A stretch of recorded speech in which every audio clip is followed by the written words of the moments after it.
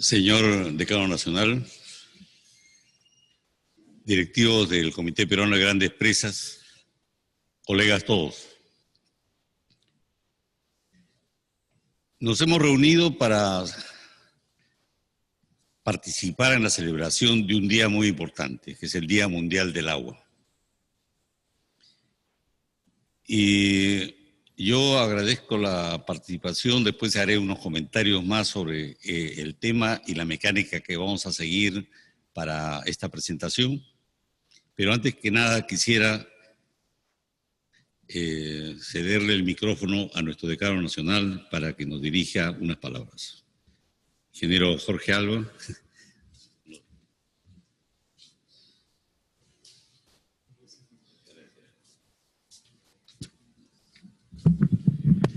Muy buenas noches, distinguidos expositores, distinguidos participantes.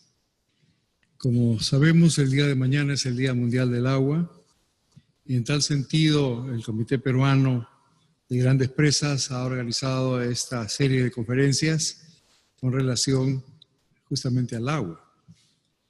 En la organización de este evento hay otras instituciones que han brindado su colaboración. Uno es el Colegio de Ingenieros Consejo Nacional y por otro lado también es la colaboración del Comité de la World FEO, es decir, la Federación Mundial de Organizaciones de Ingeniería.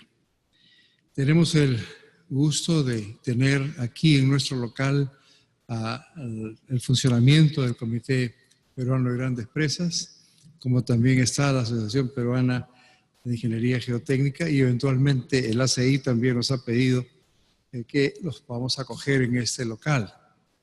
Como ustedes saben, no tenemos mucho espacio, pero el corazón es grande y queremos tener a todas esas organizaciones que hacen el esfuerzo de poder ir avanzando con los temas de la ingeniería. En relación a la World FEO, creo mencionar que también tenemos el privilegio los peruanos de ahora dirigir uno de los comités de gestión de riesgos de desastres, uno de los 10 comités que tiene la World FEO y que hemos asumido ya ese mandato. Este comité está dividido en 3 áreas y pertenece a nombre del Colegio de Ingenieros del Perú, estamos participando ahí. Las áreas son de agua, ¿no? Y efectos del agua, que es muy relevante, por supuesto, a la materia de esta conferencia. Otro es de sismos y tsunamis, y el otro es el fortalecimiento de capacidades o resiliencia, que se llama, de ciudades y de estructuras con relación a algún desastre que pueda ocurrir. En tal sentido, la petición que quisiera hacer a nombre del Colegio de Ingenieros del Perú es la participación. Ya varios miembros del Comité Peruano de Grandes Presas están participando, ¿no? Jorge Bustamante es un pilar muy fuerte en ese grupo, pero quisiéramos que exista también más juventud y más número de participantes en este comité que es de carácter internacional.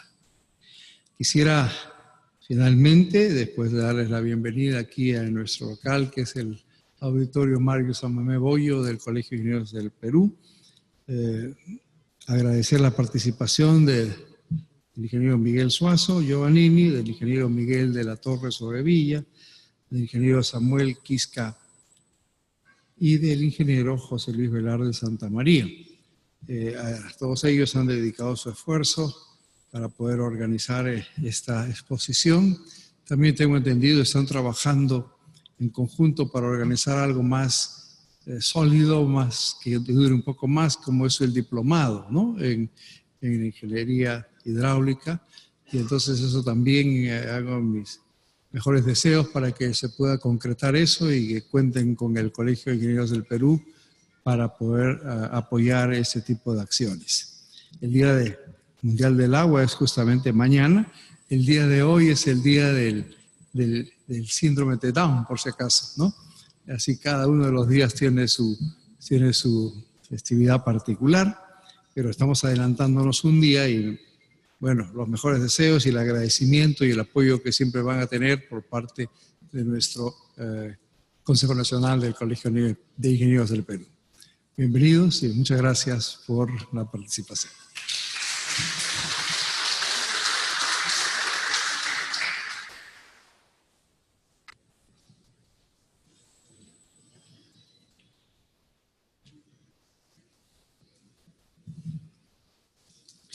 Y para entrar al tema,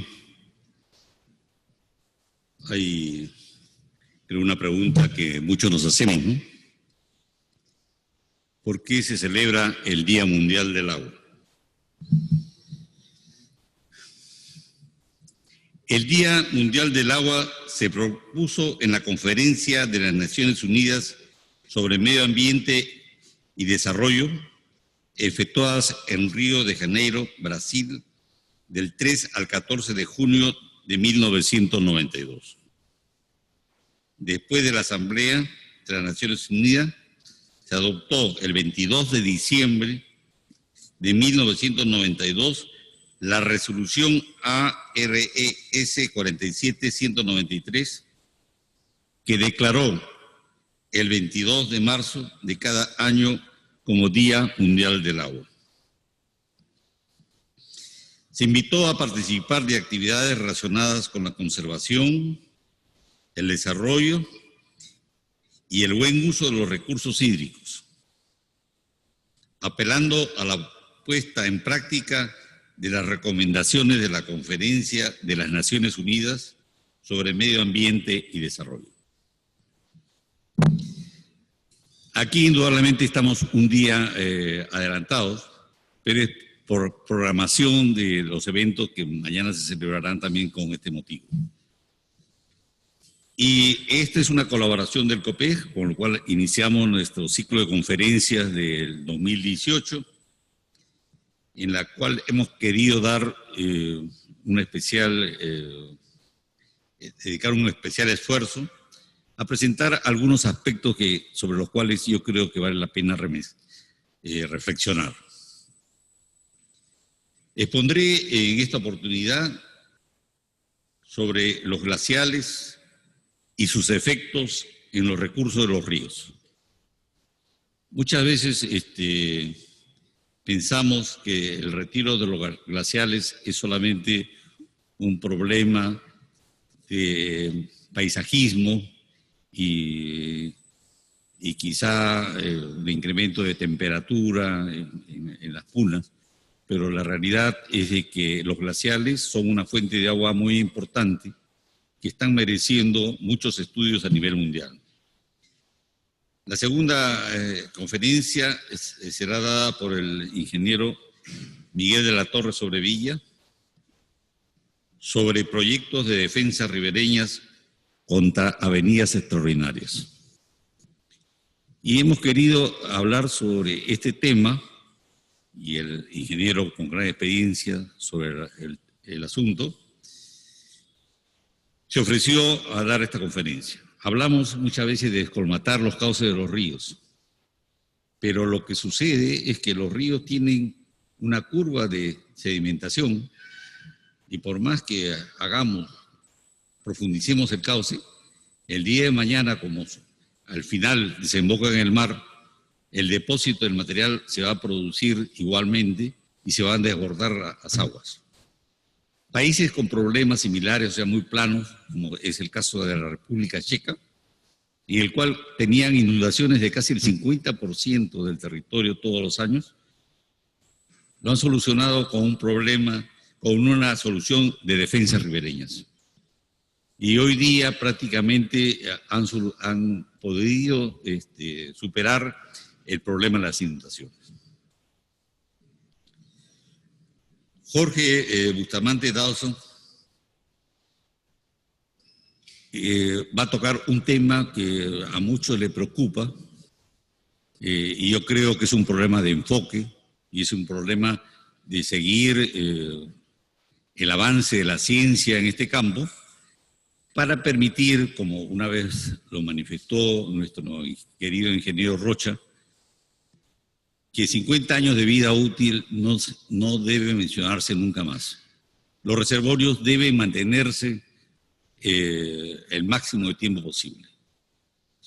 Cuando hablamos de, sí quiero aclarar de que cuando hablamos de vida útil se refiere a que sobre el volumen útil de la presa hay un volumen que se llama muerto, y ese es el que se considera en este momento como un elemento de guía. Pero eso ha sido superado largamente, sobre todo en nuestros embalses de cortes. El ingeniero José Luis Velarde Santamaría hará una introducción a las presas de relaves. Hay un gran reclamo de la población por la contaminación de ríos debido a las aguas ácidas que descargan las presas, y simplemente esto se origina por un mal diseño o por una falta de tratamiento adicional. Hay países como por ejemplo Sudáfrica, en el cual las poblaciones están al pie, las grandes ciudades están al pie de las minas, y sin embargo nadie se queja de problemas de relaves. Las aguas de mina salen y son tratadas a tal nivel que, según me decía un especialista, son de mejor calidad del curso original. Y finalmente el ingeniero Samuel Quisca Astocahuana nos ha preparado un trabajo que es sobre modelamiento numérico 3D de la rotura de una presa de enrocamiento de gran altura con almacenamiento de relaves. Es un tema importante. En el Perú se producen muchas roturas de presas no grandes, como la que va a hablar el ingeniero Quisca, pero es importante dedicarle un poco más de esfuerzo al tema. Y hecho esta presentación, no voy a hablar del currículum de los ingenieros, que es ampliamente conocido, creo, por todos ustedes. Todos superan los 40 años de, de experiencia de trabajo en el país, y creo que ellos mismos ameritarán su experiencia con la exposición que van a presentar. Como el tiempo es estrecho, la mecánica de esta conferencia va a ser la siguiente. Cada expositor tiene 10 minutos para presentar su tema. O sea, son temas muy reducidos. Y después de las 5 exposiciones, vamos a tener una mesa redonda que la va a moderar el ingeniero Jorge Bustamante Dawson, y en la cual ustedes podrán formular las preguntas que consideren convenientes. Y dicho eso, creo que comenzamos con la conferencia de hoy día por el Día del Agua.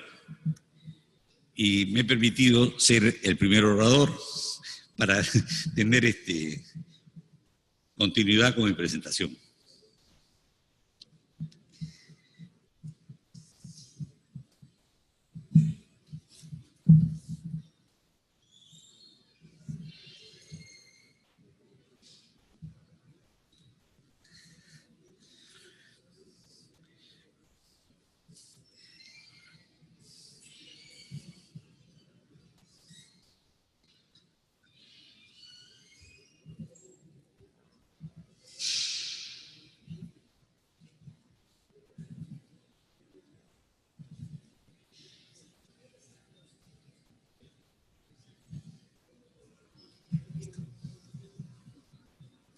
Muy bien. El trabajo lo he denominado los glaciales y sus efectos en los recursos de los ríos.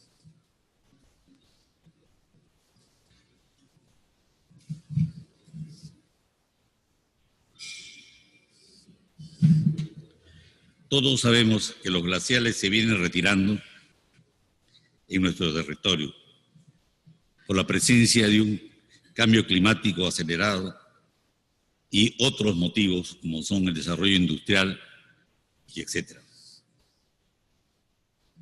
Esto representará variación en los aportes a sus cuencas, con afectación al medio ambiente y disminución en la contribución a las demandas de agua. A nivel mundial, se vienen realizando múltiples estudios para determinar los cambios en los regímenes meteorológicos y estimar los efectos sobre la disponibilidad de agua en los territorios y para prever acciones necesarias a ser adoptadas. Las proyecciones indican que algunas regiones serán más húmedas y otras más secas o frías. Para nuestro territorio, en los documentos que he podido observar, se pronostica que hasta el año 2050 no habrán variaciones serias, pero en esto quiero añadir que aquí no consideraron los problemas del niño y la niña que vienen sufriendo y que sí están modificando las condiciones meteorológicas en una buena parte de nuestro país.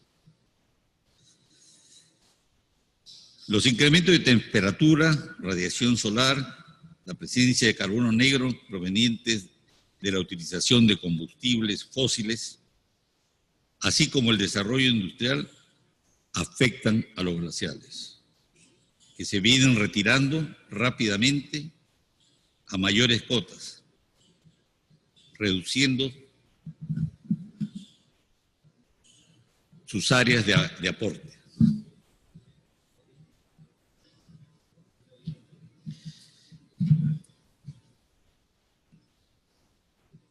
Esta información, que es de una revista del INAGEM, que es el Instituto Nacional de Glaciología, y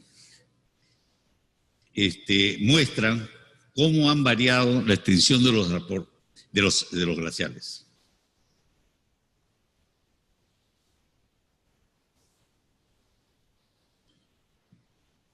Esta es la situación al año 1932. Y esta es la situación al 2016. Vean cómo estos glaciales prácticamente han desaparecido y los otros cómo se han ido retirando. Se estima que más del 37% de las áreas glaciales han desaparecido.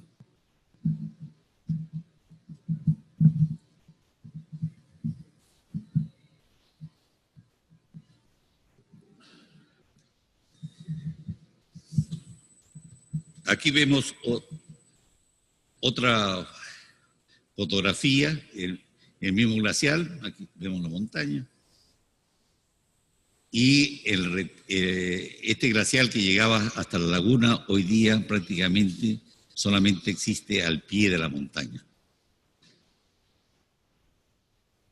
Lógicamente, sus aportes han variado, posiblemente en un inicio con incremento de los aportes a los ríos y posteriormente van disminuyendo gradualmente.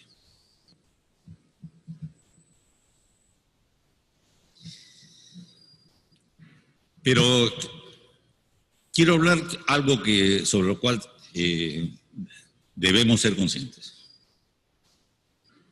No podemos decir que nadie hace nada. En el Perú, un grupo de especialistas viene estudiando y trabajando desde la década del 60 en glaciología y seguridad de lagunas. El grupo fue creado por la Corporación Peruana del Santa en la década de los 60 para paliar los efectos destructivos de los aluviones que se generaban en el Callejón de Huaylas con cierta frecuencia. Estos aluviones eran originados por desprendimientos de grandes masas de hielo y rocas desde los glaciales, sobre lagunas ubicadas a sus pies que se desbordaban con grandes volúmenes de agua, generando gran arrastre de sedimento por la gradiente de los cauces. El grupo se ha mantenido a través de los años en actividad, y esto en nuestro país es una cosa loable. Han sido tomados por diversas instituciones porque creo que nadie tuvo la valentía de decir hasta aquí nomás Y no necesitamos estudiosos de glaciares, sino que todos los que tomaron las decisiones fueron convencidos que esa era una decisión que no se debía tomar. Pero lamentablemente esto generó que la continuidad de la investigación y de la recolección de información no tuviera la continuidad deseada. A la fecha es reconocida como el Instituto Nacional de Investigación de Glaciales y Ecosistema de Montaña, INAIGEM, dependiente del Ministerio del Medio Ambiente. Sus trabajos de alto valor científico están orientados a buscar la seguridad y la prevención de desastres. Abarcan desde el inventario de las áreas glaciales en el Perú hasta su comportamiento, determinación de posibles riesgos para las poblaciones, posibilidad de conservación de los glaciales, calidad del agua y estudio de los efectos del cambio climático sobre los ecosistemas de montaña, entre otros. La dinámica de trabajo del grupo es exigente, debido al constante cambio en las condiciones de los glaciales, modificación de su estabilidad y en la formación y crecimiento de lagunas ubicadas a sus pies.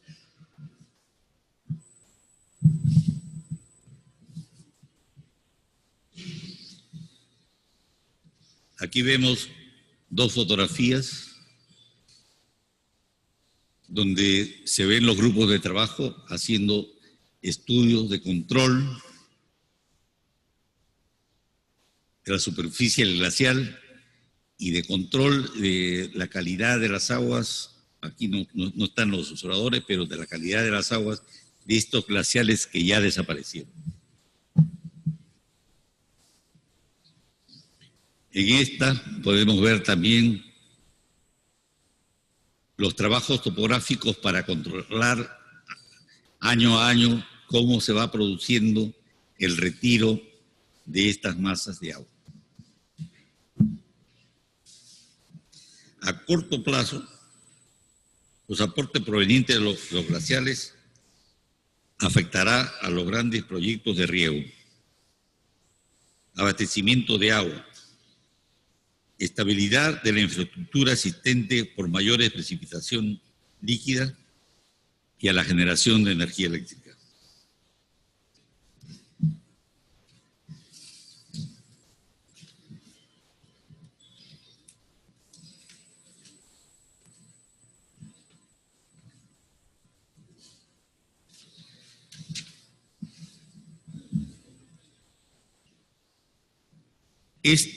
Esta situación constituye un gran desafío para la ingeniería.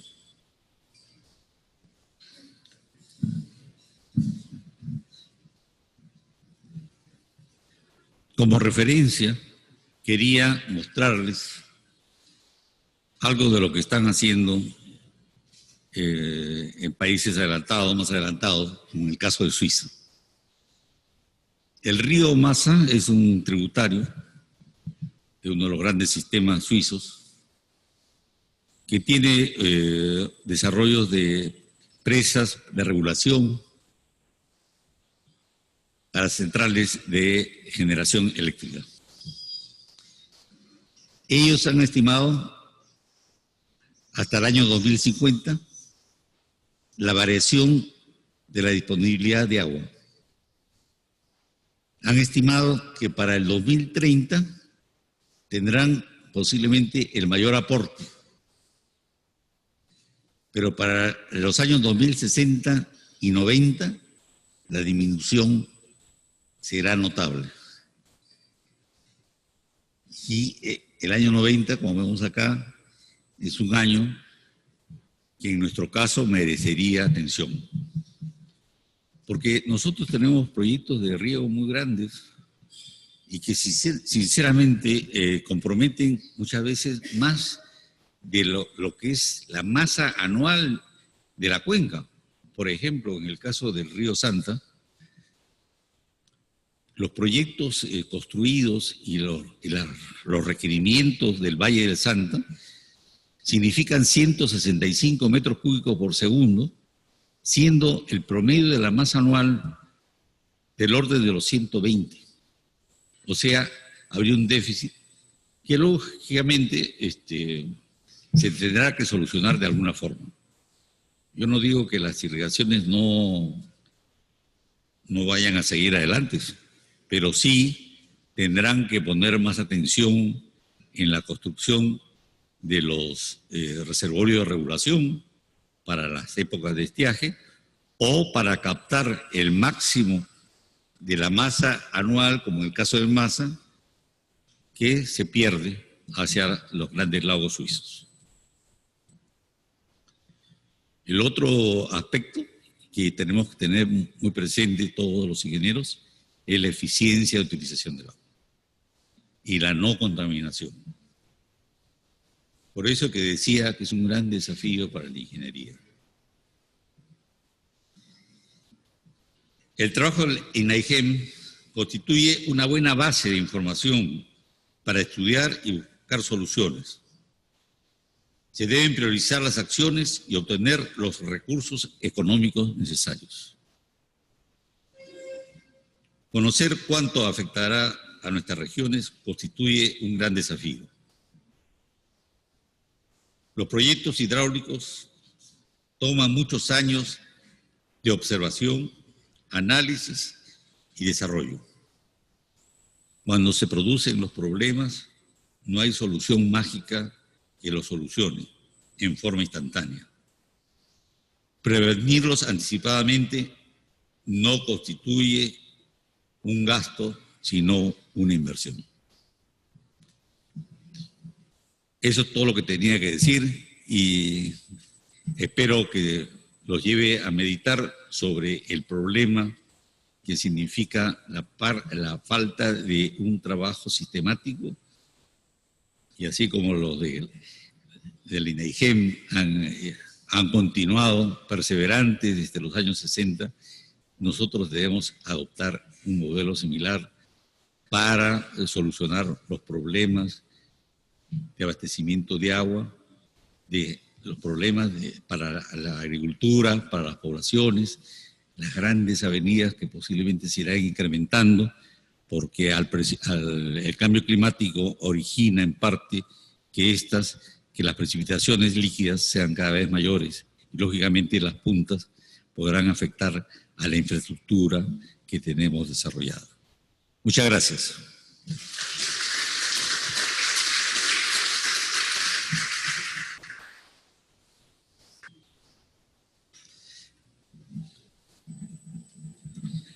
Para la segunda exposición invito a nuestro ingeniero Miguel de la Torre.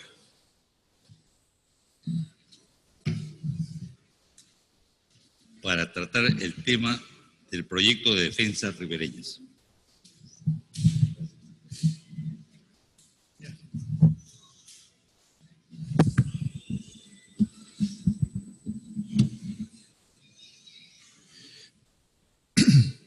Buenas noches.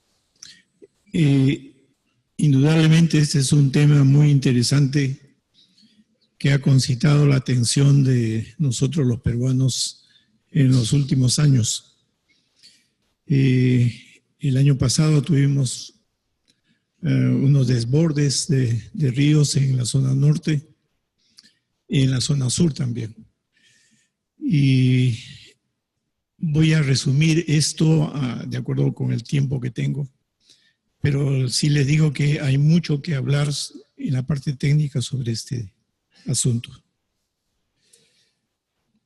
Bien, voy a empezar con el tema inicial de este estudio, que es la hidráulica fluvial. Se tiene que conocer los parámetros hidráulicos que gobiernan un río durante avenidas extraordinarias. Y como dice aquí, los ríos son sistemas que tienen comportamiento dinámico porque sus cauces son afectados por cambios o modificaciones a mediano y largo plazo. Dichos cambios ocurren porque los cauces se forman sobre depósitos aluviales móviles en sentido vertical, variando el fondo, y en sentido horizontal, modificando la planta o las márgenes. Durante los periodos lluviosos y ocurrencia de avenidas extraordinarias, se producen torrentes con capacidad de originar erosión del fondo y de las orillas, así como de provocar la inestabilidad de laderas adyacentes a los cauces de los ríos.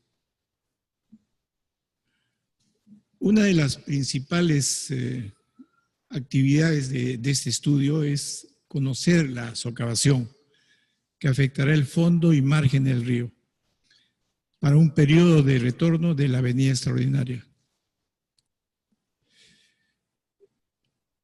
La evaluación de la socavación, de la erosión del cauce y márgenes, es importante si consideramos que su ocurrencia puede desestabilizar las obras que se construyen en el entorno. Pueden ser obras de defensa ribereña, carreteras, puentes y otros.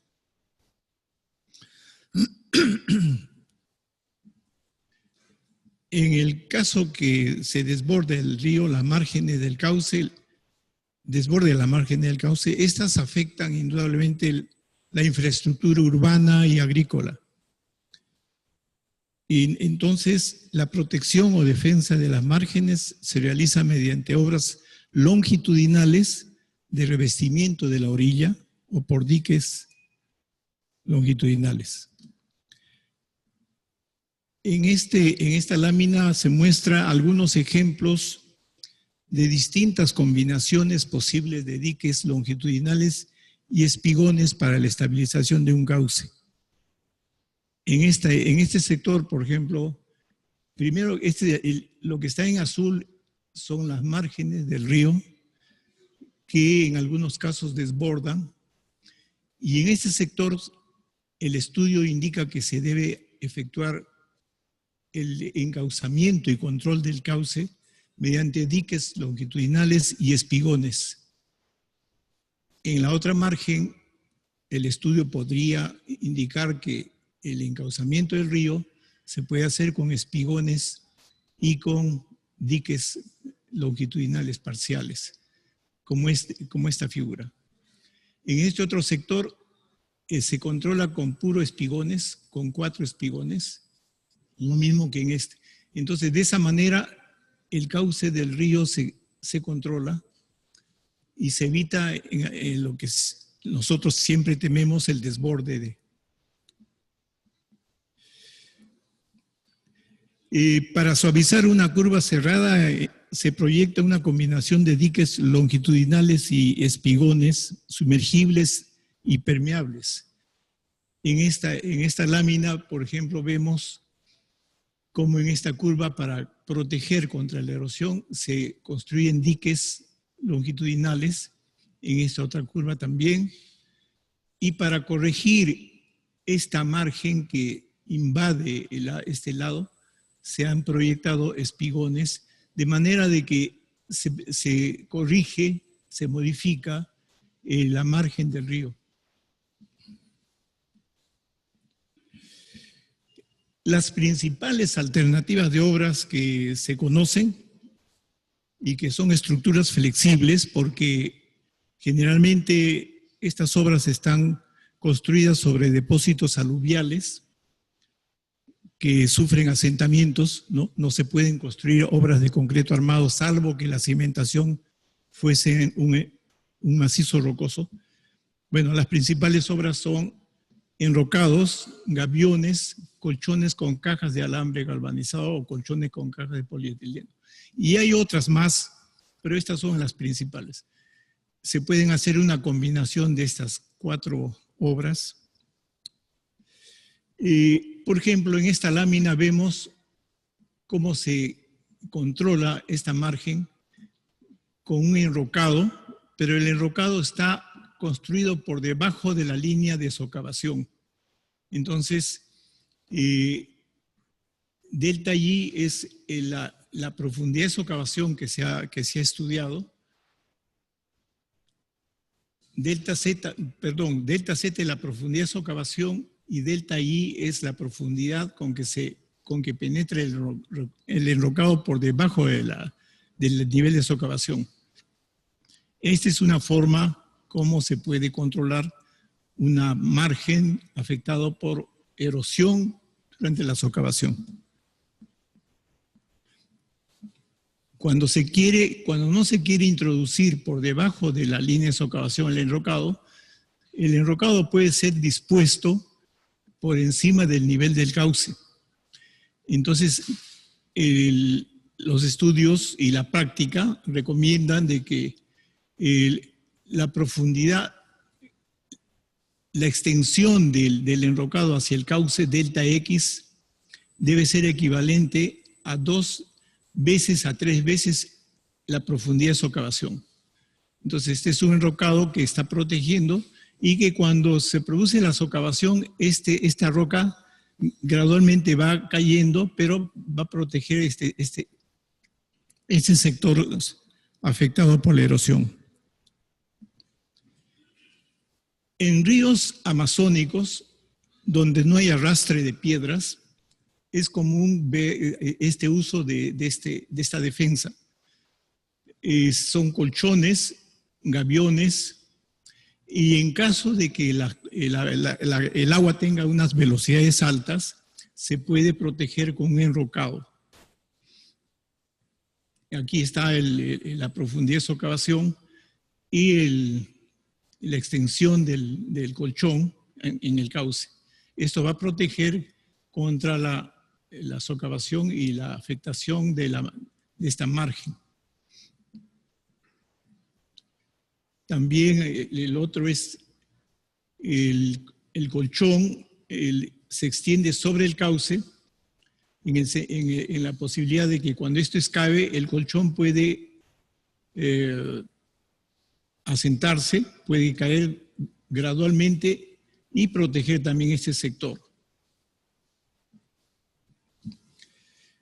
En la vista vemos un proceso de protección de esta margen con enrocado en el río Rímac. Esta es una foto tomada el año pasado durante los problemas que afectaron la margen del Rímac. Aquí vemos ya concluida la protección del río. Ahora, el diseño de estas obras de protección no deben poner secciones críticas porque el remedio podría ser peor que la enfermedad. En este caso, esto debe ser convenientemente estudiado de manera que no aumente la velocidad del río por el estrechamiento causado por esta obra de protección. Esta es un dique de gaviones longitudinal construido en la margen derecha del río Marañón. Entonces, esto funcionó muy bien, tiene más de 10 años de vida y durante las avenidas ha funcionado muy bien. En cambio, este dique, en un sector también en la margen derecha, colapsó por la socavación que ha afectado la cimentación. Probablemente acá requirió de un colchón introducido hacia el cauce y este colchón debería ser protegido con enrocado. Bien, estas son ideas, criterios que les he venido a exponer, pero como les dije, el tema es muy amplio y tal vez en alguna oportunidad podamos conversar más ampliamente. Gracias.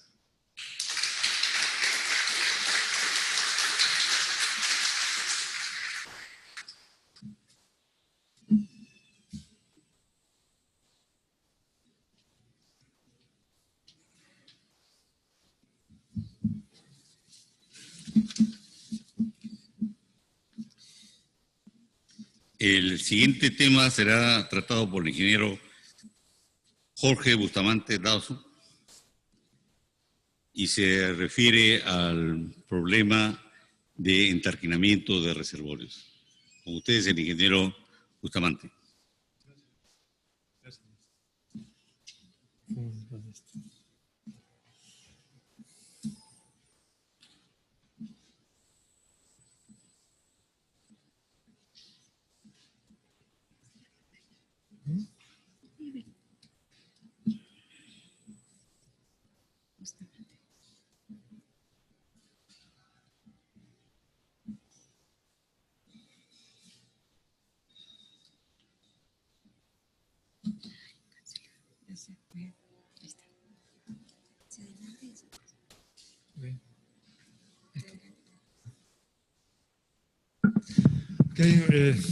Buenas noches. Vamos a presentar algunos criterios, algunos aspectos de transporte de sólidos, transporte de sedimentos en lechos fluviales, con la intención de generar un poco la discusión. Bueno, los problemas de sedimentos se presentan en la mayoría de las estructuras hidráulicas. Aquí vemos sedimentos depositados en un embalse que a la hora de bajar estaban ocasionando esta sedimentación y lo difícil que es limpiar sedimentos una vez que estos se depositan. Aquí hay otra estructura en la que también se han depositado los sedimentos con muchas complicaciones para eliminarlos porque no se previó alguna estructura y se tuvo que utilizar equipo liviano porque no se podía poner el equipo pesado y sacar el equipo mediante una grúa, ¿no? Para sacar el sedimento mediante una grúa con todo lo que significaba la paralización del servicio. Aquí hay un equipo, una poza de sedimentación en la cual los sedimentos se depositaron de tal manera que el equipo ya era imposible de utilizarlo y se tuvo también que eliminar el sedimento manualmente, ¿no? Los sedimentos finos, una vez que se depositan, se consolidan y es muy difícil eliminarlos. Aquí vemos un problema causado por material de fondo, ¿no? En esta zona.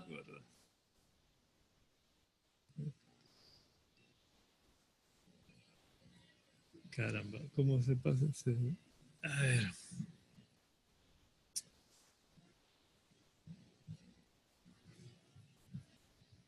Ya, aquí vemos erosiones producidas por el material grueso a la caída de una rápida. Y material sólido depositado también en una estructura, material sólido grueso, que se deposita y al ser arrastrado también causa erosiones importantes en las estructuras, ¿no? Aquí vemos otras estructuras erosionadas, ¿no? Por el material de fondo, erosiones profundas en estructuras de concreto causadas por el material grueso. En el caso de material fino, aquí en el río Chira vemos problemas de arenamiento que ocasionan pues, problemas para el discurrir del agua. Aquí vemos una estructura de captación que no llega a eliminar todo el material grueso y tiene que ser eliminado manualmente. Entonces aquí hemos visto rápidamente algunos problemas que se presentan por los sedimentos. Y aquí vemos el comportamiento del embalse de Tablachaca, que originalmente tuvo un volumen total de 16 millones de metros cúbicos y conforme entró en operación, los sedimentos fueron ocupando parcialmente el reservorio, hasta que, gracias a que aquí sí fue previsto la sedimentación, se realizaron purgas del embalse y se llegó a estabilizar en aproximadamente 6 millones de metros cúbicos. Podemos ver acá que las batimetrías ya de los últimos años daban una estabilización del embalse, ¿no? Entonces, en casos de estructuras en las cuales se prevé cómo se van a depositar los sedimentos y se diseñan las estructuras adecuadas, se puede controlar la sedimentación, el atraquinamiento de los embalses. Entonces, dicho esto, vamos a tratar rápidamente lo que es el fenómeno de transporte de sólidos. Los sedimentos son transportados por los ríos y ocasionan problemas de sedimentación, de erosión, colmatación y purga de embalses o desgaste de bombas y turbinas. Los ríos transportan sólidos de dos maneras, transporte de suspensión y transporte de fondo, y vamos a ver algunas diferencias que tienen que ser tomadas en cuenta para estudiar estos dos fenómenos que son bastante diferentes, ¿no? El transporte de sólidos en suspensión se caracteriza porque los sedimentos son transportados y la concentración, o sea, la cantidad de sólidos que se transporta no dependen del caudal, y más bien dependen de la época del año, dependen incluso del lugar de la cuenca donde llueve, y la cantidad de sedimentos transportados en suspensión se calculan a partir de mediciones. Mientras tanto, el transporte de sólidos de fondo, en una sección y en un río, depende directamente del caudal y el cálculo se hace teóricamente por fórmulas. Vemos vamos a hablar un poco del transporte en suspensión. Aquí podemos ver cómo en el río Santa establecimos que dependiendo del mes, las concentraciones eran diferentes. En la época de enero y febrero, las concentraciones para un mismo caudal son mayores, mientras que para mayo, diciembre, las concentraciones para un mismo caudal son menores, ¿no? Entonces vemos que para un mismo caudal las concentraciones de sólidos en suspensión son diferentes.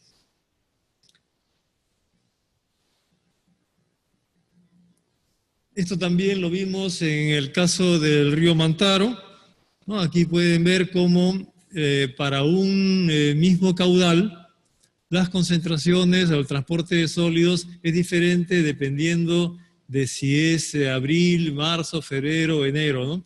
Podemos ver que al comenzar las lluvias, que digamos, las laderas están secas, para un mismo caudal tenemos concentraciones más altas.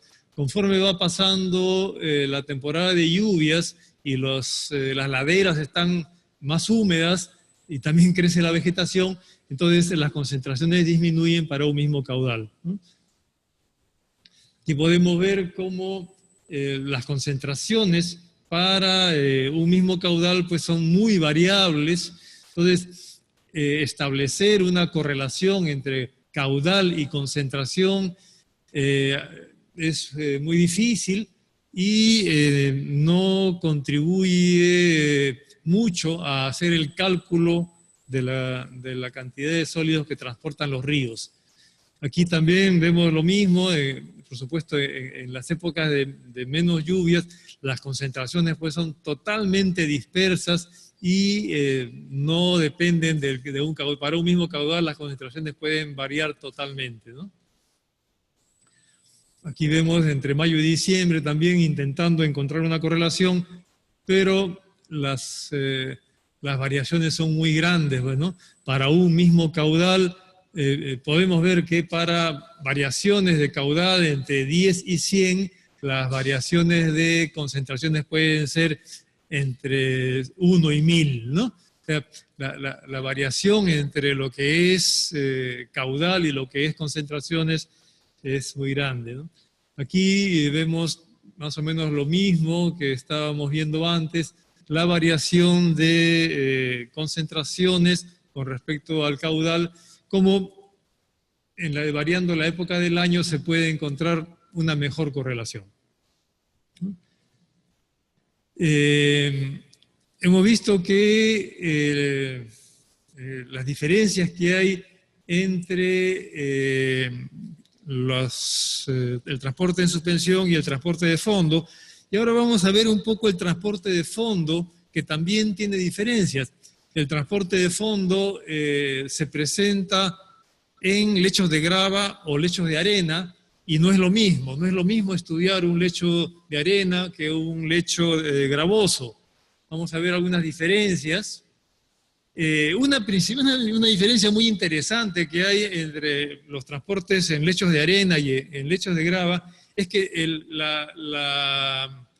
tránsito no es uniforme, el transporte de fondo se da en ciertas dimensiones y el transporte de arena en otras. No hay una transición. O sea, está demostrado que en los lechos de arena es aproximadamente 1 milímetro el diámetro medio, mientras que en lechos de roca, en lechos gravosos, es mayor de 10 milímetros. O sea, no hay una transición uniforme, ¿no? Se dan, o es lecho de grava o es lecho de arena. Entonces, la diferencia entre el lecho de arena y el lecho de grava está bien definida en la naturaleza, ¿no? Otra diferencia es que los lechos de grava, al bajar el caudal, tienden a cubrirse con una capa superficial o un acorazamiento que es de 2 o 3 veces mayor que el diámetro de transporte. Este acorazamiento no existe en los lechos de arena. Y esto implica que en los lechos de arena el movimiento es permanente, ¿no? El lecho de arena siempre va a estar transportando sedimentos, mientras que en los lechos de grava el acorazamiento hace que el transporte se suspenda cuando bajan los sedimentos. Entonces, esta es otra gran diferencia entre los lechos de arena y lechos de grava, ¿no? La otra diferencia es que la forma más frecuente de transporte de la arena es en dunas, es decir, se va transportando la arena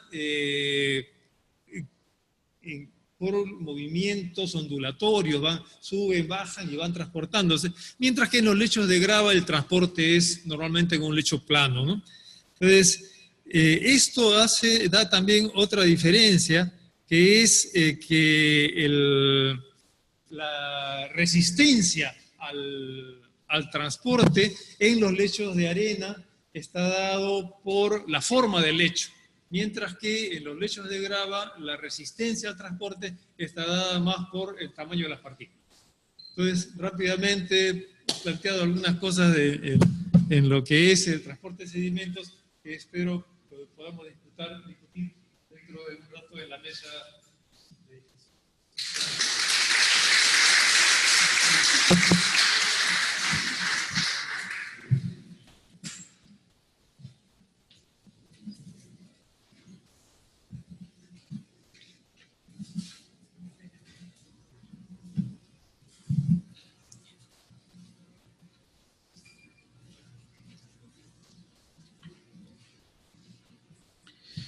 Bueno, y aquí tengo el gusto de presentar a José Luis Velarde, especialista en pesa de relaves. El ingeniero Velarde, junto con el ingeniero Prialé, que lamentablemente no ha podido acompañarnos en esta oportunidad por razones de salud, participaron en el comité de pesa de relaves del ICOL, y sus oraciones fueron muy bien tomadas en su oportunidad. Digo con ustedes al ingeniero José Luis Velarde.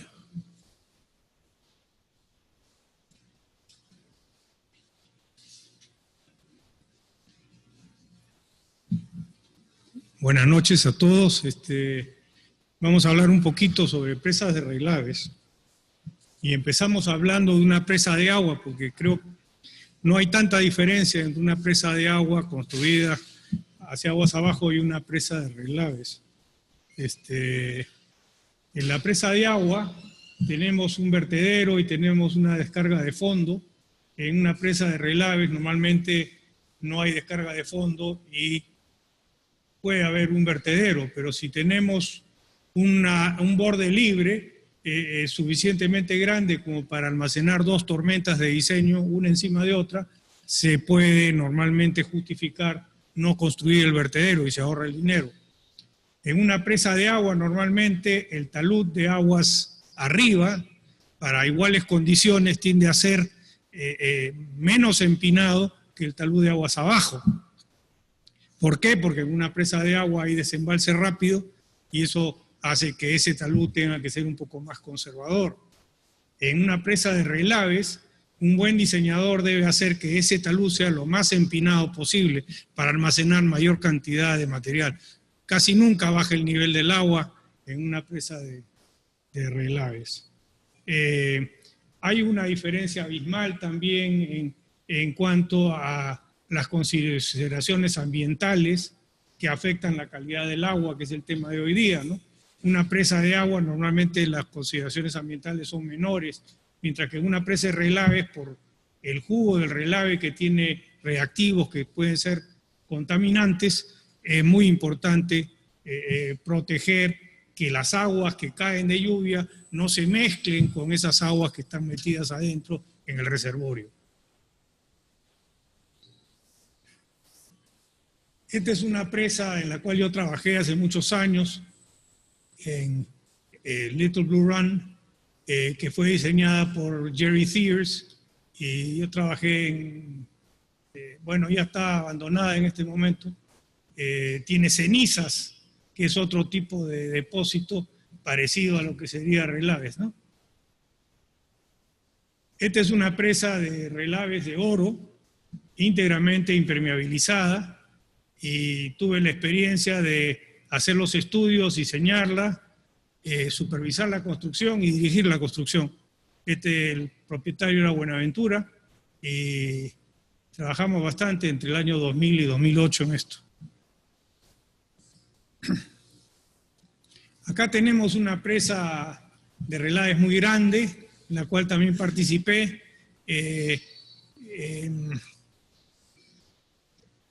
Ahí se ve la cresta, va a tener como 2 kilómetros. Usa concreto extruido, que es un delantal de concreto, que para lo que sirve el delantal de concreto es para permitir que el material que estaba acá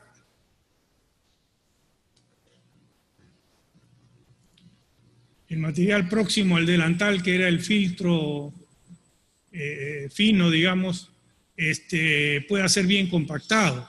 Esta es una herramienta que viene de las presas de concreto con pantalla, enrocado con pantalla de concreto, una modificación. Pero no es una pantalla de concreto que tiene acero y refuerzos y juntas, etc., sobre las cuales el ingeniero Alfonso Prialé alguna vez nos introdujo a este tipo de presas. Esta es la sección transversal de esa presa, que tiene diferentes materiales y tiene los filtros, la transición y ya el enrocado, ¿no? Esta es una medida de la distancia máxima de la cresta. En este caso, el espejo del agua está muy pegado a la presa, que no es tan conveniente. Durante la construcción. Y ahora, ¿qué clase de presas hay, de relaves hay construidas hacia aguas arriba, que en teoría no son permitidas en los países adelantados? En el Perú tampoco, pero en el Perú hay cualquier cantidad de ellas. Las de línea central, que sí se construyen con cuidado, y por ejemplo las que tiene la presa de relaves de Cuajone y de Coquepala, tiene en las presas auxiliares, las laterales son de línea central, y las de aguas abajo, que son las más seguras, ¿no? La presa de Antapite es una presa que fue construida hacia aguas abajo. Entonces acá vemos la secuencia para una presa hacia aguas arriba. Primero es un dique de arranque, luego se construye encima del relave más fino. Entonces, hay una serie de elementos ahí que están flotando encima de este relave que puede tener poca resistencia, ¿no? En este caso vemos una presa de construcción por línea central y la situación es mucho más segura, aunque también tenemos algo flotando, pero mucho menos. Aparte tenemos estos filtros que captan todo el flujo y lo descargan de manera segura. Y finalmente esta es la presa de aguas abajo, que es la más segura, pero es la más cara.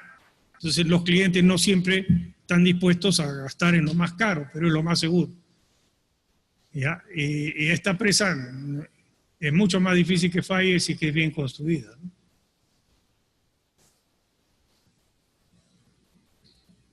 Acá vemos una comparación entre el flujo en una presa de agua, que es el 1, y en una presa de relaves construida hacia aguas abajo.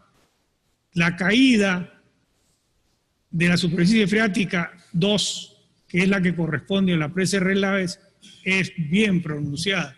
Es muy diferente a la que ustedes harían para una presa de agua. Entonces esa es una cosa que es importante que tomen nota aquellos que tienen interés de ver este tipo de problemas. Hay muchísimas cosas más que les podría hablar, pero no hay mucho tiempo. Así que acá tenemos un dique sobre un material de arcilla blanda y se puede producir falla debido a la poca resistencia durante la construcción de este dique. A mí me pasó ver una vez, un alumno mío había estado construyendo una presa y cargó muy rápidamente sobre un material de arcilla que no había sido detectado y falló en ese instante, ¿no? Clavó 3, 4 capas y elevó la presión de poros en el material y falló. Acá tenemos una presa de línea central, pero también este pedazo está cayendo sobre este relave fino y puede fallar si es que la resistencia de este material no drenada es suficientemente baja. Bueno, la probabilidad de excedencia es un tema que es interesante.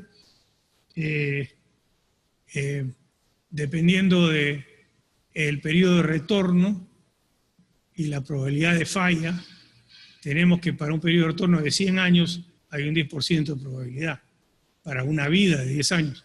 Pero para una vida de 30 años, un periodo de retorno de 100 años te da un 26% de probabilidad.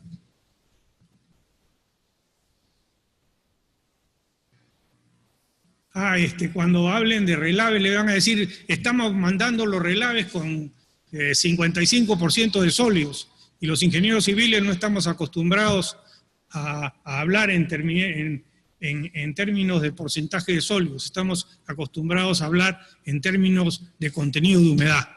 Entonces el contenido de humedad es bien fácil relacionarlo al porcentaje de sólidos. El porcentaje de sólidos es igual a 1, entre 1 más el contenido de humedad. Pero si no quieren hacer el cálculo con esta curvita, se pueden más o menos dar cuenta. Los relaves espesados están encima de 60% hasta 65%. Los relaves densificados están debajo de 60%, y los relaves antiguos, que no los espesan mucho, pueden estar entre 40 y 50% de porcentajes sólidos. Bueno, creo que eso es todo lo que tengo para el día de hoy, y muchas gracias por la atención.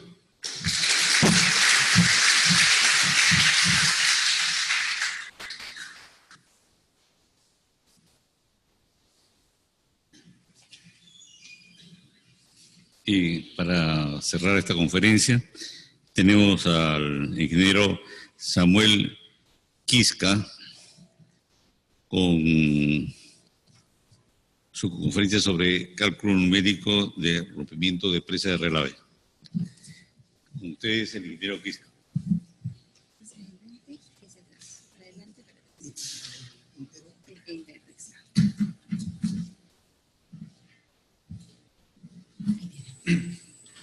Bien, buenas noches. El tema que voy a abordar se denomina modelamiento numérico tridimensional de una presa de gran altura con almacenamiento de relaves, ¿no? Este tema, pues, es de actualidad por cuanto todas las técnicas numéricas de modelamiento de hipotética rotura de presas de agua, ¿no? Todavía tienen limitaciones, ¿no? Para explicar más detenidamente por la limitación del tiempo, le voy a explicar este experimento físico realizado por el Instituto de Investigaciones Hidráulicas de Nanjing, en la China, donde ellos hacen un modelo físico a escala reducida de una presa que tiene una altura de 9.7 metros y logró compactaciones de un material de presa homogénea con cohesiones de 7.5 a cerca de 40 kilopascales, ¿no? El experimento que ellos hicieron acá de rotura de presa, como verán, pues el talud de aguas abajo está bien cuadriculado para poder medir el progreso de la abertura o fosa de erosión de rotura, ¿no? Para eso ellos hicieron los escenarios de rotura de presa por rebose, ¿no? Y como ustedes verán, ¿no? El flujo que pasa por esta abertura gradual no es un flujo invícido, un flujo de agua. Si bien el embalse tiene agua pura, la rotura genera que se forme un flujo bifásico, ¿no? Con características de flujo transitorio, ¿no? Con transporte de sedimentos y procesos erosivos sedimentológicos también transitorios. De igual manera, los parámetros de resistencia a la erosión y a la fuerza hidrodinámica del material de la presa también tienen que ser tomados en cuenta. En general, el proceso de rotura real de una presa de agua es compleja. Los modelos existentes actuales que se utilizan son modelos de flujo de agua. O sea, consideran que este flujo es pura agua, ¿no? Y no un modelo, un fluido bifásico, incluso trifásico, porque también contiene aire, y su modelo reológico para poder establecer la resistencia al flujo de este material trifásico son muy complejos. Entra dentro del campo de la reología, ¿no? De los fluidos no newtonianos. Por lo tanto, los procesos físicos de rotura de presas relaves es mucho más complejo, porque acá no tiene agua, sino tiene relaves convencionales, pueden ser relaves deshumedecidos o filtrados, que tienen bajo contenido de agua, ¿no? El objetivo principal de todo análisis de una rotura de presa es determinar primeramente cuál es la onda de rotura de la presa, ¿no? Y cuál es la abertura que se forma por la rotura de la presa y cuáles son las características y parámetros reológicos del material que se propaga hacia aguas abajo.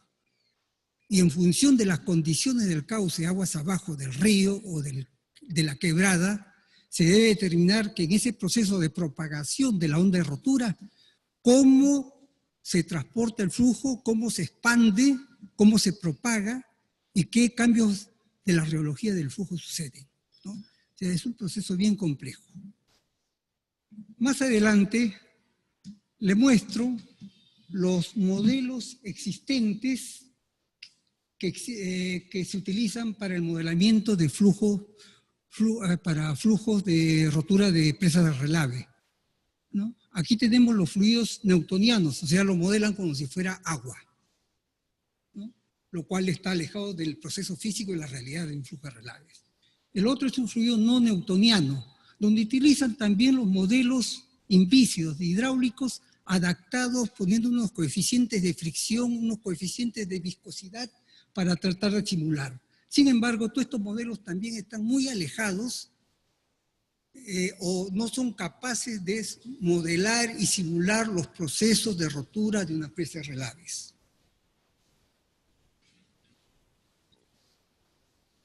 Aplicación. Hace más de 5 años que aplicamos esta metodología acá en el país, modelando roturas de presas tridimensionales, ¿no? Considerando pues la reología del depósito de relaves y la reología del material de la presa. Esta es una presa de 230 metros, ¿no? Con relaves deshumedecidos, no es agua. La cuenca colectora de esta presa de relave es tan pequeña que la seguridad hidrológica, o sea, que ocurra pues una avenida, rebose sobre la presa y la rompa, es poco probable, ¿no? Sin embargo, antes de hacer este estudio se hizo este modelamiento utilizando el Flow 2D para flujo hiperconcentrado. Resulta que la onda de propagación llegó a más de 7 kilómetros. Y a esa distancia estaba emplazada una ciudad. Y la gente se asustó, ¿no? Posteriormente, se me encargó hacer el estudio de esta presa de relave. No puedo decir el nombre por cuestiones de confidencialidad. 230 metros de altura que va a ser recrecida hacia aguas abajo. Aquí vemos 2 ejemplos. La presa anterior que le indiqué, la liquidación del dominio computacional tridimensional del cuerpo de la presa de relave y de la cimentación que es rocosa. El modelamiento geotécnico de la roca fue considerado como una roca con un comportamiento elástico y el cuerpo de la presa como que acepta el comportamiento plástico. Este otro fue un depósito de relave, un depósito de desmonte sobre la cual en rojo se conformó o se tenía proyectado conformar una presa un depósito de relaves. Este tipo de relave es filtrado. Eso significa de que no requiere una presa para su conformación.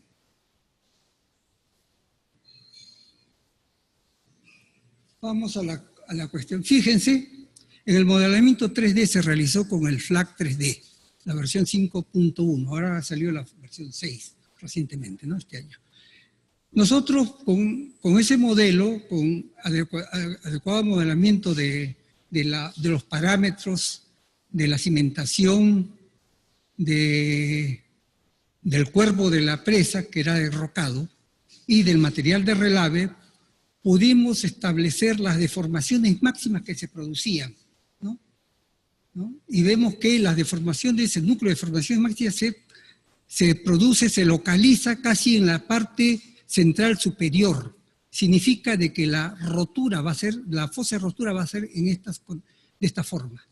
Y también hicimos los cortes dentro de la parte interna y vimos dónde están los núcleos de las mayores deformaciones. Eso nos permitió tener el volumen de material potencial de la hipotética rotura de la presa de relaves y poder reconstruir el hidrograma de la onda de rotura. Asimismo, pudimos calcular las velocidades del desplazamiento, ¿no? Acá obtuvimos algo de 7 milímetros por minuto de desplazamiento de velocidad que se concentra en la parte alta. Y las deformaciones que habíamos dicho, los desplazamientos llegaban hasta 80 centímetros. O sea, menos de 1 metro, ¿no? Que obviamente ya ese es el material que se desprendía. Para validar todo modelamiento, se debe contar con información instrumental de la presa. Ni la presa de agua ni la presa más antigua del Perú tiene pues esas datas, ¿no? Porque sus instrumentos solamente funcionaron el primer año y de ahí nadie se ocupó de ellas. Nosotros hicimos un modelamiento, como decir, de reducción al absurdo. Le quité la berma inferior de estabilización y modelamos. Y en el modelamiento resulta que la fosa o el núcleo de desplazamiento que estaba en la parte superior descendió a la parte inferior. O sea que la fosa de rotura es total, la presa se rompe total si no tiene esta berma. Fíjense, con este análisis verificamos de que la estabilidad física de la presa bajo sismo estaba asegurada. Lo verificamos, porque el análisis que habían hecho anteriormente en este estudio lo ha hecho una empresa extranjera y con un modelo de 2 dimensiones. Acá validamos su resultado, o sea, verificamos que era estable.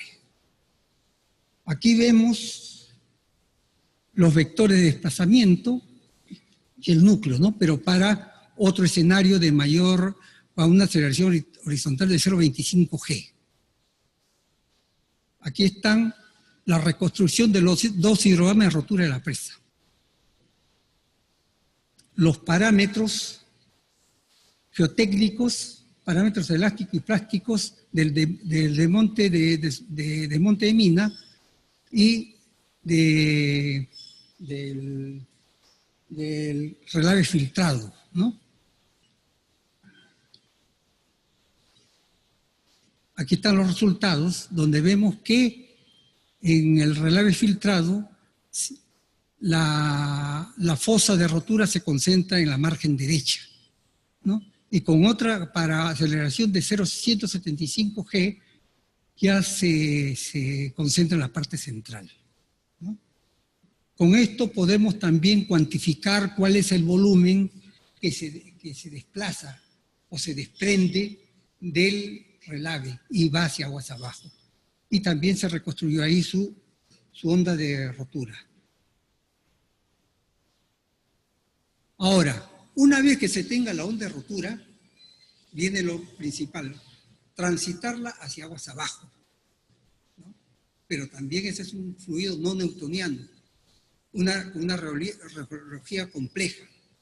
Lo usual es hacerlo como si fuera agua, lo cual pues hace que los resultados tengan mayor propagación, ¿no? Es igual, si yo agarro un vaso de agua, lo tiro sobre el piso, va a mojarme una extensión grande del piso. Si agarro una botella de yogur, la suelto del piso, la misma cantidad, la zona mojada aún será mucho menor. O sea, cuanto más real sea la reología con que se simule el proceso de propagación de la onda de rotura, va a ser mucho más real. Si lo hago con agua, voy a tener un sobreexceso de inundación. O sea, las medidas correctivas que yo tenga que hacer por la hipotética rotura de la presa van a ser costosas y no reales físicamente. Aquí está el diagrama de flujo de cómo se hizo los cálculos de rotura de una presa de relave y la propagación de la onda de rotura.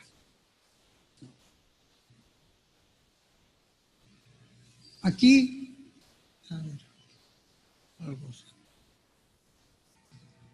hay 2 modelos reológicos muy interesantes, aparte del modelo cuadrático que utiliza el Flow 2D. Aquí tenemos el modelo Bingham, que para las presas relaves funciona, y el modelo de Boelmy, que es el que más resultados buenos y cercanos a la realidad me han dado, ¿no? Aquí tenemos pues el primer caso de la presa esa de 230 metros, la propagación de la onda de rotura, ¿no? Pero ya más realísticamente, considerando una reología más cercana, me sale una distancia de más de 2 kilómetros de propagación, ¿no? Sin embargo, utilizando el modelo de Bingham y el modelo de Boelmy, me sale algo de 1.5 kilómetros, mucho menor. En el estudio antecedente habían sacado más de 7 kilómetros. Además, le traigo este caso adicional de una presa relave que también no puedo decir su nombre por razones de confidencialidad, ¿no? Aquí está la presa relave, una presa de tierra enrocada en arco, donde el cuerpo del material está conformado por enrocados, material de desmonte y relave seleccionado. No es un relave espesa. Tiene esta forma, ¿no? Aquí observamos que el encaje del estribo derecho está muy forzado, con una curva muy forzada, ¿no? Y un diseñador de presa inmediatamente sabe que eso no es lícito dentro de la recomendación y habrá concentración de esfuerzos. Y yo de antemano supe que acá se iba a generar la fosa, la concentración de esfuerzos, por lo tanto los mayores desplazamientos. Y dicho y hecho, en el modelamiento me salió que esta zona era la zona de rotura y parte del material del relave es pesado, también se iba a desprender, ¿no? Lo más interesante que en las presas de relaves es que reológicamente no son fluidos viscosos ni de Bingham, sino encontramos que para este tipo de relaves la reología más aceptable es el friccionante, ¿no? Porque hay poca agua. Entonces hay una colisión entre las partículas y eso genera la disipación de energía. Aquí está la onda de rotura, ¿no? El volumen total de rotura 85.000 metros cúbicos, volumen de material de presa 34.000, volumen de material de relave 56.000, ¿no? El caudal pico 81 metros cúbicos sobre el punto de fluido bifásico. Los resultados, fíjense, como modelo Boelmy alcanzó 1.8 kilómetros, algo de 10 segundos, con velocidad de 15 metros sobre segundo, altura de 4 a 6 metros, ¿no? Aceptable ingenierilmente. Modelo de Bingham, ¿no? Sacó velocidad de flujo de 85 metros sobre segundo, lo cual no es real. Mientras que utilizando el conocido ModFlow, que no lo recomiendo, resulta desplazamientos mucho mayores, ¿no? Porque su modelo reológico es viscoso y acá carece de agua, es friccionante. Esta metodología es de mucha utilidad para el diseño y construcción de presas, ¿no? Porque presento este caso de una presa donde se hizo su rotura de presa. Y fíjense, la rotura de presa, hipotética rotura de presa, mostró que el flujo del flujo de la onda de rotura llega hasta el río, lo cual genera impactos ambientales, ¿no? Entonces, también se hizo una fosa una poza de almacenamiento, de tal manera que el material de rotura se almacena en esta parte y reduzca el material que llegue al río.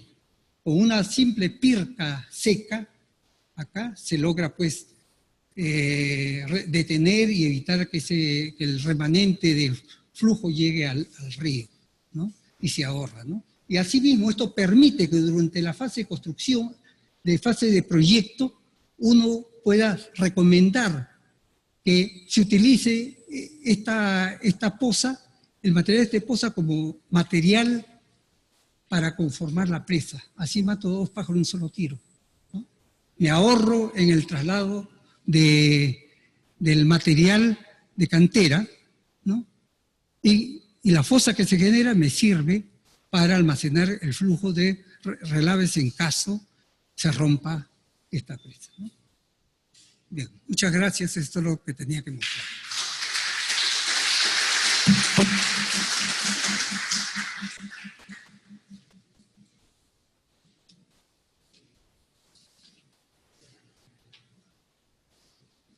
Y acto seguido pasamos a la mesa redonda. Invito al ingeniero Bustamante y a los expositores a ubicarse en la mesa.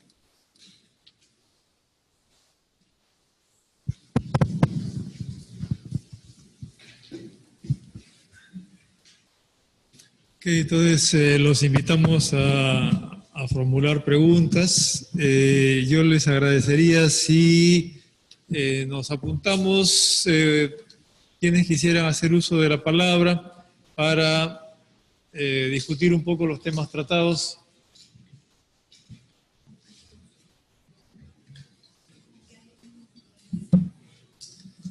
¿Alguna intervención? ¿Quieren conversar sobre algún punto de los aspectos que hemos tratado?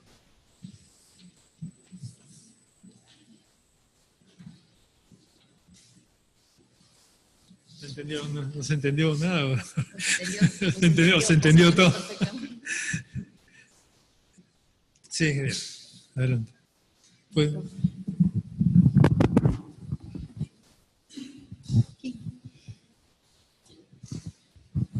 buenas noches con todos. Muy buenas las exposiciones. Una sobre la exposición sobre transporte de sedimentos en suspensión. Bueno, he visto en algunos trabajos que he hecho en la universidad, en la maestría, la correlación muy buena que existe entre caudales y los sólidos en suspensión.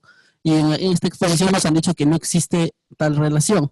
Sin embargo, en una de las gráficas, si bien es cierto, no hay una buena dispersión, pero hay una tendencia. Se puede utilizar esa tendencia para poder aproximar, debido a que acá en el Perú no existe mucha información sobre ese, bueno, no se recoge información de sólidos en suspensión para poder estimar un diseño, por ejemplo. Sí, lo que yo he visto es que, primero, en cada río es diferente. O sea, no hay tú no puedes decir que para un caudal de 30 o 40 o 100 metros cúbicos por segundo va a haber una determinada concentración. Es diferente si es en una cuenca seca, si es una cuenca grande, es una cuenca chica. Luego, lo que hemos visto es que para un mismo río, en una misma zona, es diferente si estamos en diciembre o si estamos en abril. Entonces, para sólidos de suspensión, lo que me ha quedado claro de los estudios en los que he intervenido es que hay que muestrear. Hay que tomar muestras y siempre el cálculo se hace a partir de muestreos.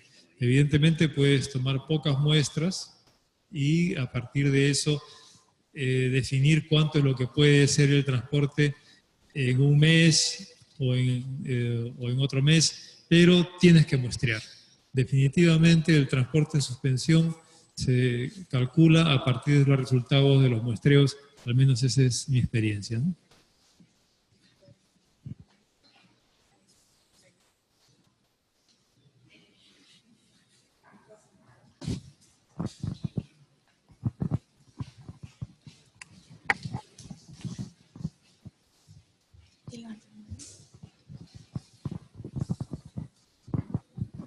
Buenas noches.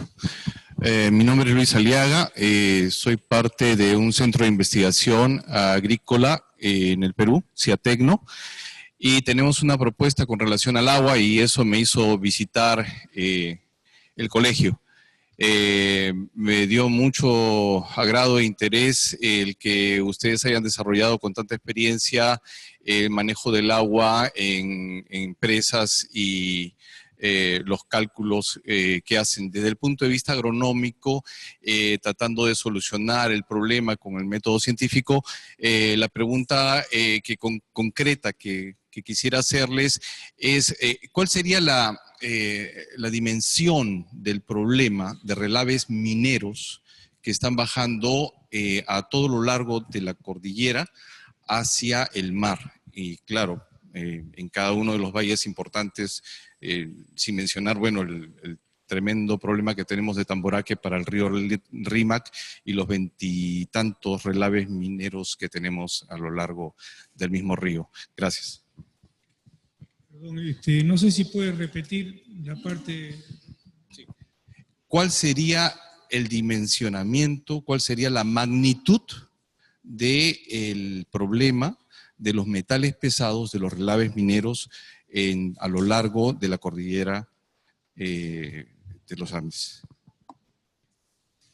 Bueno, la verdad que no creo que estoy en condiciones de contestar esa pregunta. El impacto de los metales pesados es muy grande, pero ¿qué tan grande es? Habría que referirse a algún estudio que en este momento no tengo a la mano. La magnitud es muy grande, o sea, los relaves antiguamente los mandaban al río, ¿no? Y después, cuando ha habido más preocupación por el ambiente, los han comenzado a retener más en empresas. Los relaves de plomo, por ejemplo, son bastante malignos. Pero qué tan malos, la verdad que no te puedo contestar.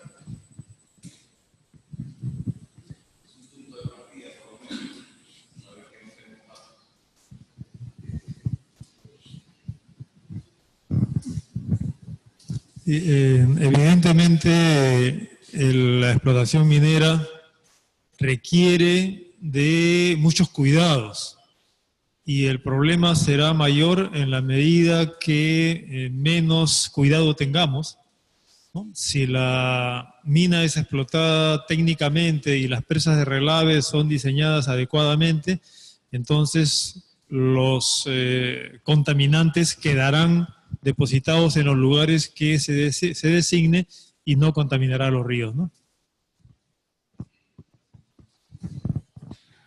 Buenas noches. Buenas noches. Gonzalo Sotoya, de ANA. Una pregunta. ¿Hay alguna relación entre la pérdida universal de suelos versus el transporte de sedimentos en un cauce, sumando transporte de fondo con el transporte de suspensión? El transporte de sólidos de suspensión se alimenta fundamentalmente de la erosión superficial de la cuenca, mientras que el transporte de fondo se alimenta principalmente del lecho del río, ¿no? Entonces son dos fenómenos que tienen orígenes diferentes y que también se comportan diferentes. Es muy difícil establecer una proporción.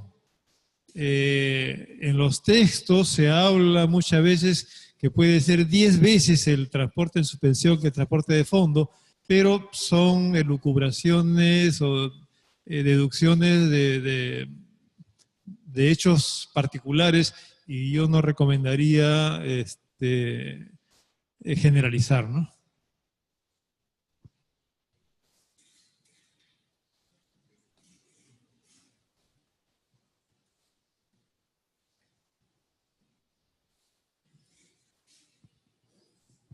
Gracias. Buenas noches. Una pregunta, ¿cuál es la situación en el Perú con lo que respecta a las presas de relaves, ¿no? Siendo un país minero, ¿no? Con tanta explotación y con tanta proyección, ¿no?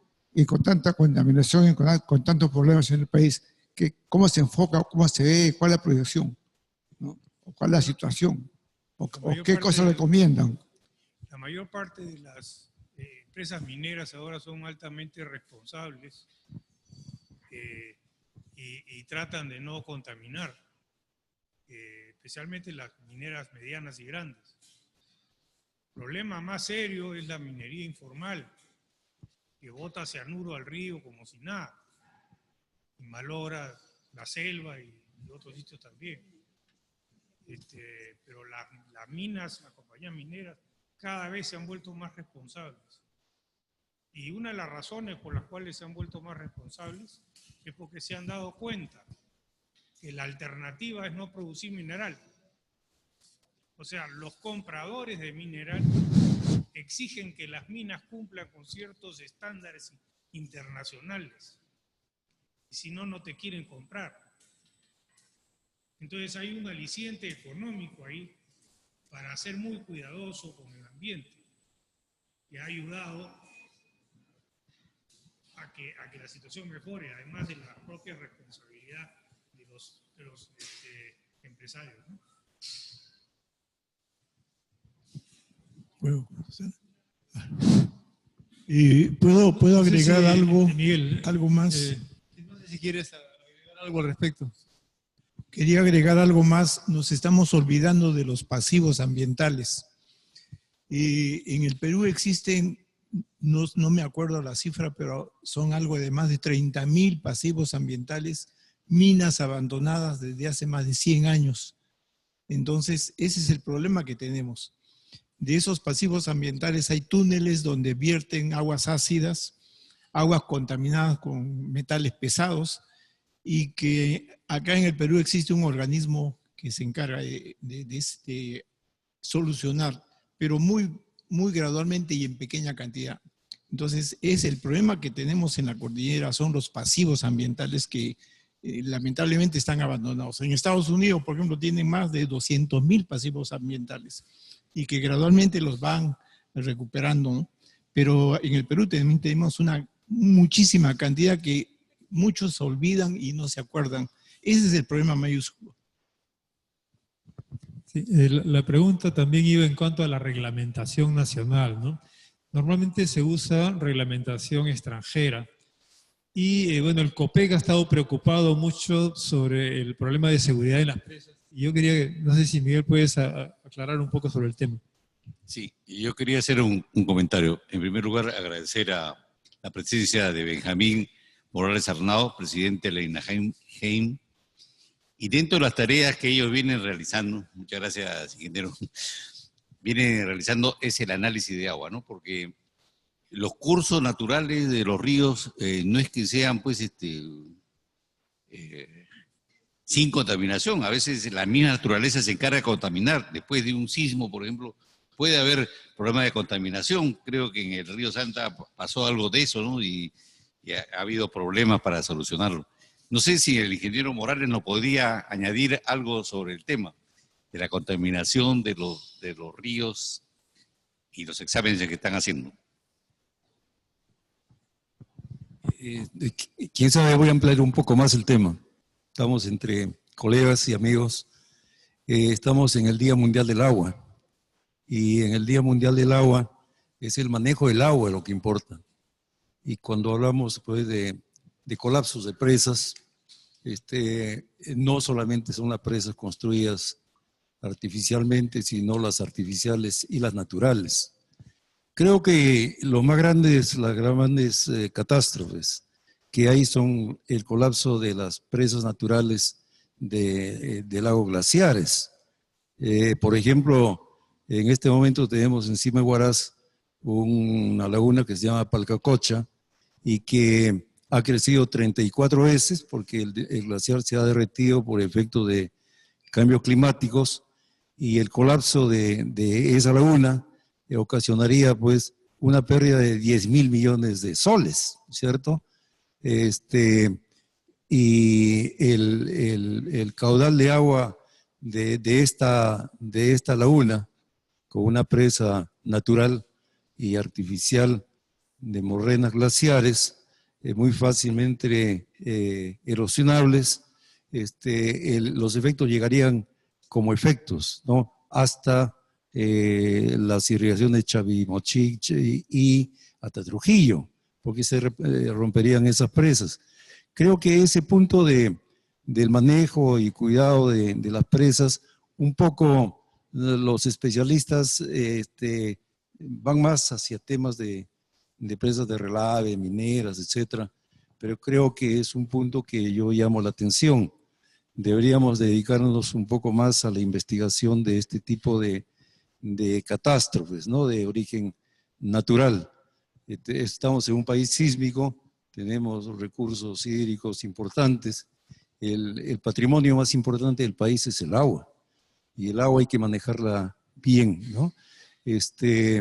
Y cuando hablamos de contaminación, es un tema interesantísimo porque los glaciares en las últimas décadas en el Perú se han reducido en un 53% en conjunto. Y esto ha producido de que las superficies glaciares se han derretido en los extremos y han dejado al descubierto las rocas. Y las rocas, por efecto del agua misma que pasa por encima y las lluvias, producen somos un país minero, un país de minerales. Y las rocas usualmente tienen mineralización. Esa mineralización con el contacto del agua y el oxígeno es una especie de lixiviación que el agua contaminada con metales pesados, como se ha estado diciendo, baja y contamina a las aguas de los sitios que están en la parte de bajas, y tenemos pues aguas contaminadas, efectivamente no solamente por relaves, pero aguas contaminadas por efectos naturales, ¿no? Y tenemos aguas mineralizadas en muchos sitios del país. Este tema, yo quisiera un poco llamar la atención para que la comisión y los especialistas investiguen más estos temas, ¿no? Y cuando hablamos del cuidado y manejo de los cursos de agua, hemos estado, pues, y hemos vivido el niño costero, que ha sido una calamidad y que hasta ahora no sabemos cuál es el resultado, por ejemplo, en Piura. Miguel podría contarnos un poco qué opina sobre todo este problema que ha habido sobre el cuidado y el manejo del río Piura, en Piura y hacia arriba, que ha sido todo un problema, ¿no? Yo creo que estas reuniones debemos ir a esos puntos, ¿no? Son puntos que han afectado y están afectando el país y no han sido resueltos, entre comillas. Muchas gracias. Muchas gracias, ingeniero Morales Arnau. Muy amable. ¿Alguna intervención?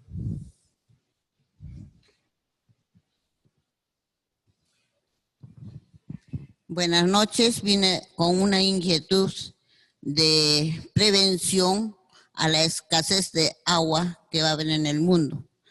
Nuestro Perú tiene en muchas regiones abundante agua y en toda la costa tiene escasez de agua. Y a una década o quizá más, la escasez va a ser peor.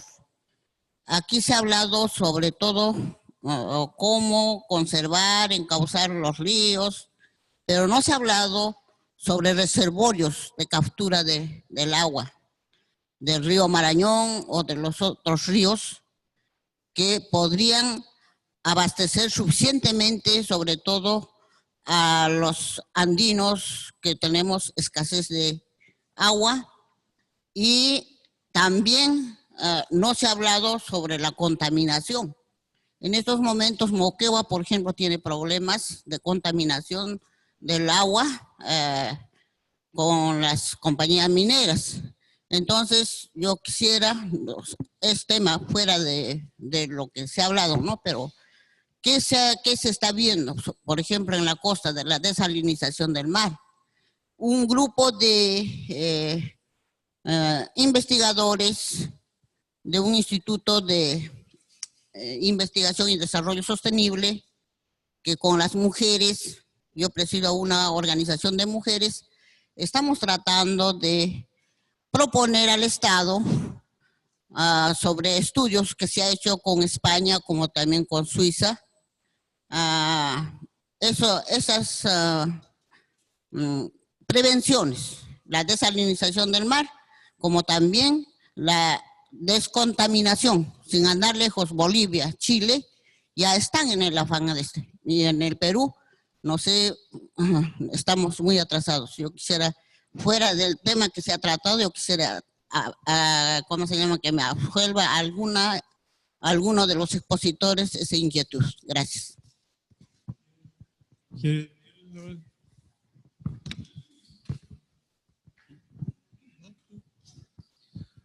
Bueno, hay muchos puntos de vista y creo que vamos a compartir una respuesta para usted, señora.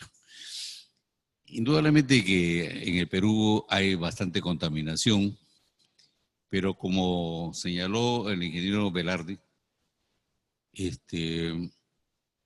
los mineros grandes, por lo menos, tienen que cuidarse de que no haya ese tipo de reacción social. O sea, las aguas contaminadas generan reacción social y las minas contaminantes generalmente no son bienvenidas para los mercados internacionales. Ese es por un lado, ¿no? Si me equivoco, me corrige, por favor, José Luis, que tú eres el especialista. La segunda, como digo, tenemos que conocer cuál es la calidad de agua de todos nuestros afluentes. Y en eso el INAGEIM está haciendo una magnífica labor. Está haciendo ensayos de agua de las quebradas, de los cuales no se tenía referencia. Y no solamente en condición estática, sino dinámica. O sea, después de cada evento telúrico, o sea, sismo, etcétera, seguramente que deben tener programas de aceleración para ciertas regiones que son mineralizadas para ver si el agua a través de esas formaciones pueden estar contaminando. El otro asunto es, todos lo sabemos, los ingenieros que hemos trabajado excavando túneles, que cualquier túnel que se ejecute siempre va a arrojar aguas con mayores cantidades de minerales. ¿Qué se hace en esos casos? Bueno, hay algunos casos, como dicen las que están abandonadas, que son minas que no funcionan, que hay que examinar y ver hasta qué punto se pueden tratar esas aguas contaminadas. O sea, son minas que están abandonadas hace más de 300, 400 o 200 o más reciente, ¿no? Pero que contaminan. El tratamiento de aguas ácidas no es una tarea fácil, pero yo creo que sí es obligatorio. Y todo gobierno debería tener dentro de sus previsiones programas obligatorios para los explotadores y programas obligatorios para el mismo gobierno para satisfacer ese problema de contaminación de aguas. No sé qué más podría añadir sobre el tema, pero posiblemente el ingeniero Torres pueda añadir algo.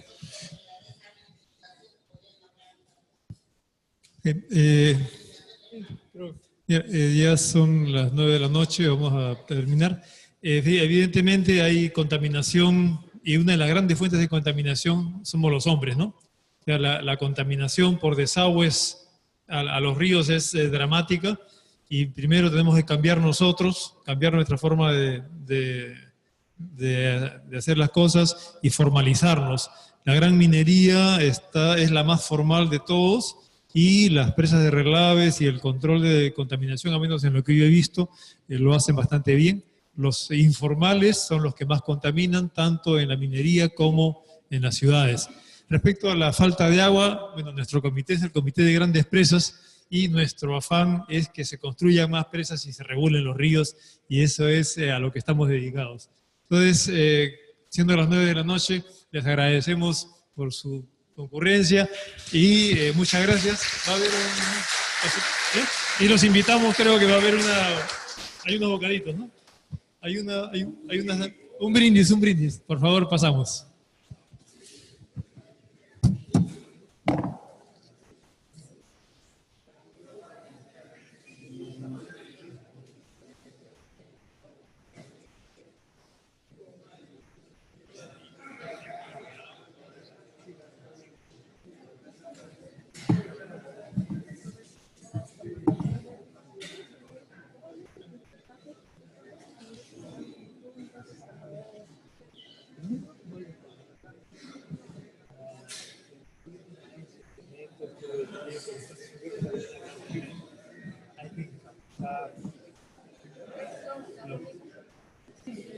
Del río, porque naturalmente el río va a cortar por otro.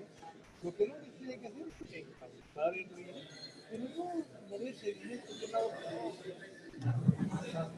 ¿Te das cuenta? O sea, lo que hay que hacer es si tú vas a la ciudad de el río está bien encapsulado.